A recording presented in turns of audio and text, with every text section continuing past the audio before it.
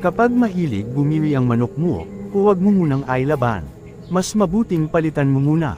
Mga ka-breeder, ang madalas na paggiri ng manok ay pwedeng senyales na may hindi siya komportable.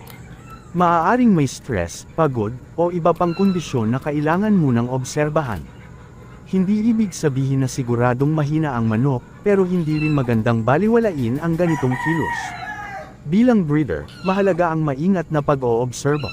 Mas mabuting maghintay at siguraduhin nasa maayos na kondisyon ang manok kaysa magsisi kapag hindi niya naipakita ang tunay niyang kakayahan. Tandaan, hindi lahat ng senyales ay pare-pareho ang ibig sabihin. Ang tamang desisyon ay nakabase sa kabuuang kondisyon ng manok, hindi sa isang kilos lang. Mas mahalaga ang tamang timing kaysa madaliin ang laban. Kung may napapansin kang kakaiba sa manok mo, unahin mo munang alagaan at obserbahan. Follow para sa mas marami pang Gamefowl tips.